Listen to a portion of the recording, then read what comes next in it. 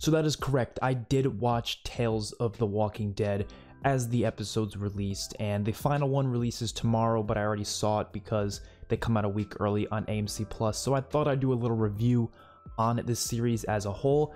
I knew from the start I was not going to react to them because, first of all, they're not very popular. They're not getting that many people to watch them anyways, so I doubt many people would watch my reactions to them. And I didn't really have much interest in the series as a whole, so I just didn't really think I would care to film reactions to them. I don't think they'd be very interesting.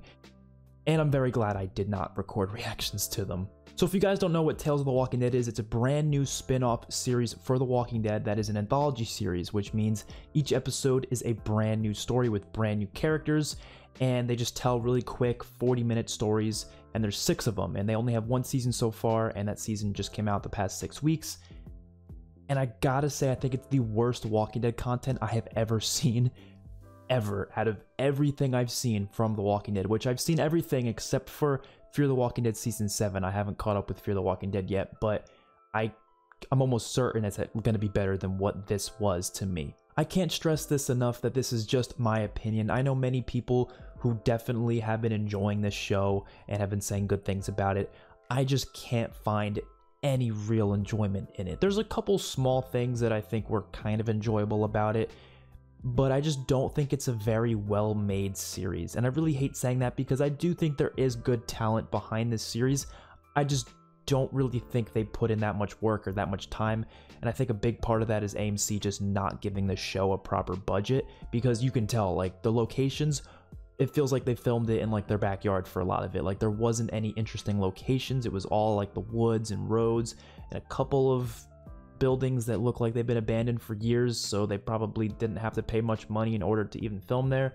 There isn't much action. The acting is honestly not that good, except for a couple characters here and there, but even the good actors that are in this still feel like they're not really giving it their all, probably because the script wasn't that great, so it was kind of hard for them to do much with the role. I mean, they have Terry Crews here, and I love Terry Crews as an actor, but I don't really think they did enough with his character for me to really feel like it was a good performance. There wasn't much material there to really allow him to grasp onto it and do something interesting with it. I know he's more of a comedic actor, but even the comedy side of things, there really wasn't much humor there, at least in my opinion. I might as well just go through each of the episodes and give you quick thoughts on them, and then we'll just talk about the series as a whole.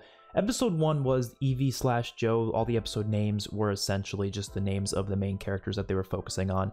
And this one focused on, of course, Terry Crews' character, who was Joe, and Evie. And this one I thought was probably one of the better ones, even though I didn't really like it that much, so it was still one of the better ones. Even one of the better ones I still did not like that much, but this one just kind of focused on Joe trying to get to this character that he knew from his past, and some girl comes along and helps him get to this girl, and they find her in this bunker, and I'm not going to spoil it, but stuff happens, and it was a little interesting, a couple scenes there at the end, but at the end of the day, it felt like this 45-minute episode could have been skimmed into like 10 minutes because a lot of it was just dialogue about stuff that didn't really have that much meaning, in my opinion. I didn't really find any of their like conversations to be interesting or unique or different than what we're used to seeing from the Walking Dead franchise. So it was an enjoyable enough episode because I really like Terry Crews, and I think his sort of chemistry with this other character was pretty cool, and then the twist at the end of the episode was decent. So okay episode. If you're gonna watch any of them, this might be the one to watch, I guess. If you like Terry Crews, go for it, but I can't really say much about the other episodes I can't really say many positive things about the other episodes. The second episode, which was titled Blair/Gina, this one I think was by far the worst, and it really depends on what type of person you are. If you like really lighthearted humor and just kind of like a fun mess around type thing, you might enjoy this, but only if this type of humor really fits for you. And no offense to the writers, but none of the humor was good to me. And that's subjective. Humor is very subjective.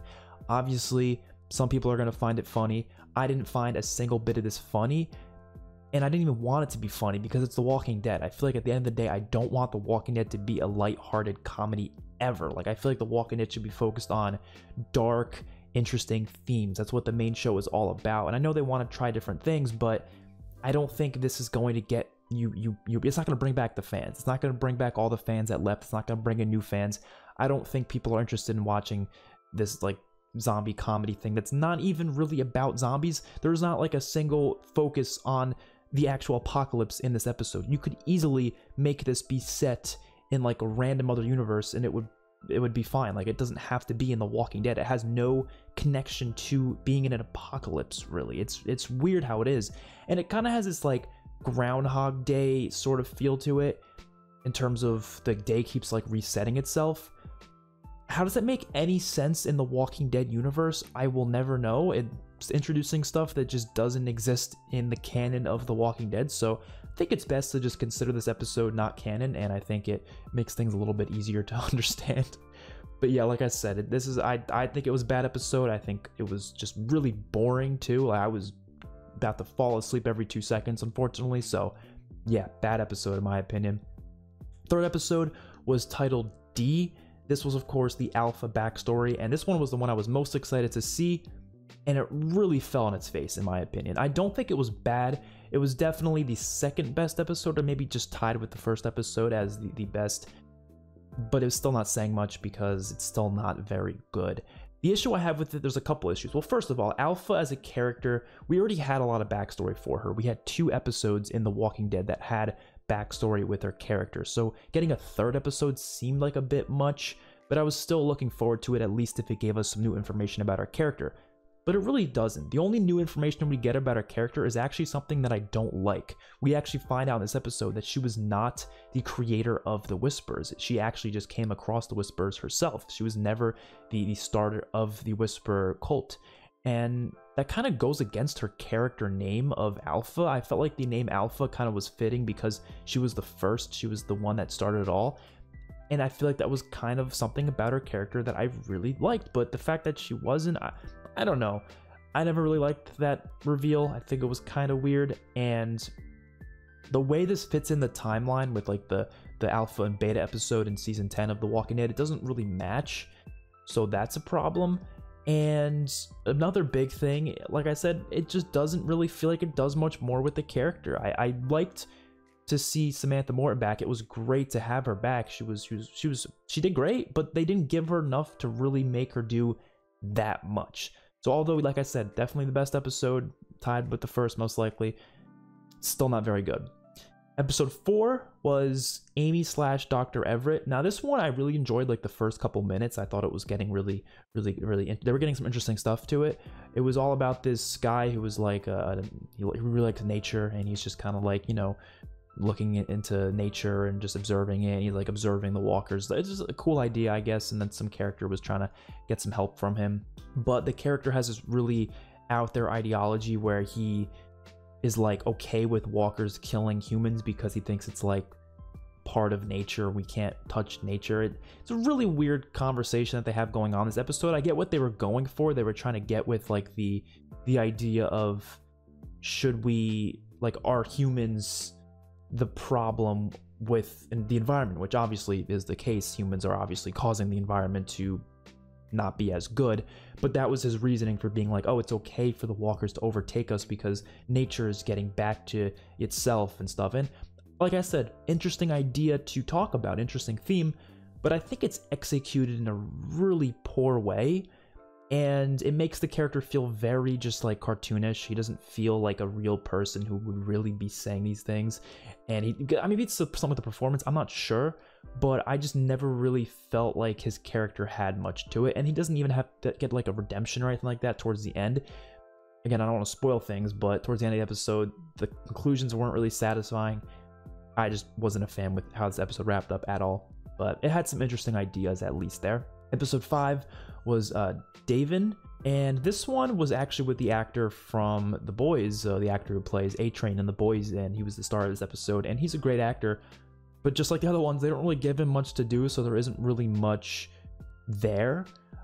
This episode has this really weird story too. It's kind of like this psychological thriller almost, which is up my alley, but again, it has nothing to do with the Walking Dead universe, really. It could be its own thing outside of it, and it wouldn't really be any different. It doesn't have any connections to it being in an apocalypse. It almost feels like it takes place in like the 1700s for a lot of it, and like I said, it just does not feel like it's a part of the Walking Dead universe. And it has this sort of like thing where his mind is kind of like broken, where he he has like different memories that aren't really exactly how it happened. So they're kind of uncovering what happened because the whole town thinks he killed this person. And like I said, interesting idea. The execution, pretty bad, at least in my opinion. I'm keep stressing that it's my opinion because I know some people out there might really enjoy what they did. I don't think they had any satisfying conclusions to the story. The characters were so unbelievably goofy, like just the stuff they were saying to him and screaming towards him and the accusations they were making, it just sounded so like, I don't know, like there was no subtlety to anything going on in this episode, so it kind of ruined any of the mystery. So, not a fan. And then the finale, I think was almost the worst episode. I do think second episode is just a little bit worse, but this one, kind of I was excited for because I heard it was going to be like a horror film, or not horror film, like a horror episode type thing. Definitely had a lot of horror elements to it, and it did, but elements that just shouldn't be in The Walking Dead. Like, why are they adding paranormal stuff to The Walking Dead? I'm not joking. This episode has ghosts in it, like spiritual shit. Like, that is not The Walking Dead. Like, again, does not feel like it has any place in The Walking Dead franchise. So I'm just gonna talk about this series as a whole and why I don't think it worked and why I don't think they should, if they continue more seasons, they need to do something very different with their episodes. And these are the problems I have, right? So first of all, it's an anthology series, right? Anthology series really need to focus on the specific event that they're covering rather than focus too much on the character. And I feel like that's the issue they have here, is where they try to focus more on the character, which normally I love character-driven things, but when you have a really short episode that they don't really like, they're 40 minutes, but they go at like a snail's pace. So like there's really not much happening in the episode, so the characters don't get enough time to really, we don't get to learn about them that much. We don't get to really see who they are. And because they try to make a focus on the characters so much and they don't even actually get to making the characters that well known, it doesn't really work, right? The Walking Dead is at its best with really great characters, really amazing character development. And obviously an anthology series can't really do that within 40 minutes. So what they should do for an anthology series is focus on specific events, interesting events that have really big importance to the apocalypse. It does not have to have a big importance to the Walking Dead universe. I would like it to. I think it'd be cool if they actually had like maybe like a CRM episode, maybe like an episode that follows a CRM soldier. I just came up with that idea on the spot, and I think that would be fucking awesome, like having a 40-minute episode just following a soldier in CRM, seeing what kind of things they do, maybe some of the terrible things CRM has done. That could be interesting. Hell, you could do a Commonwealth soldier episode. You can have it be set in things that are actually within the Walking Dead universe. That could actually work as a series. Obviously, the D episode was a good example of doing like a flashback with a specific character. I would love to see more of those if it's actually something that's interesting, though. Don't just do a backstory that has no real addition to her character. I would love to see certain characters' backstories that actually do add upon their character. Again, it just depends whether or not they can get the actors available, you know, if they can get them available or not, but those are good ideas as well, because those are already existing characters that you could develop more and already had a lot of development prior. Or you can just do an interesting situation set in the Walking Dead apocalypse. You can have an episode with two characters who are just walking down the road and they come across a farmhouse and they think it's normal at first, but then the people end up, I don't know, wanting to harvest their organs for some sort of science experiment. You can do weird shit like that, right? But make it so it's a very eventful episode with a lot of things happening. You can have it be set in a community somewhere off in, I don't know, some other country, which is another thing. Do other locations. Every single one of these episodes feels like it was filmed in the Georgia woods, which it probably was, but that's not interesting. I want to see episodes in a city somewhere else, like, I don't know, Miami, or let's go to Los Angeles. We already had Los Angeles and Fear the Walking Dead, actually. So go somewhere else. Go to, they're going to do New York City and the other shows, so don't do New York City. Other cities, you know, just whatever. Any other cities that you can think of. Go, you know, across the country. Go across the world. Go to other countries. Go Mexico again, which, again, we already saw Fear the Walking Dead. I keep naming things we've already seen, but you get the idea. Go somewhere we haven't been. Stop going to the same damn places, and this whole series just feels like it was filmed within the same 20-mile radius, and it just makes for really boring locations and atmospheres. So the episodes were not like visually pleasing in any way, shape, or form. The only thing they really got well, in my opinion, was having a lot of diverse characters in terms of like the personalities. Like all the different characters we had here were very different, so that's good. But that's all they were able to accomplish. Completely. That's literally all they were able to accomplish with this series, in my opinion. I don't think it's worth watching. If you guys really are Walking Dead fanatics and want to see everything The Walking Dead has to offer, go ahead, watch it. I just don't think it's worth it. But maybe episodes 1 and 3 are the only ones that you could probably do. I think episode 3 maybe is the most impactful because at least it is based on a character that is existing in the Walking Dead universe outside of this series.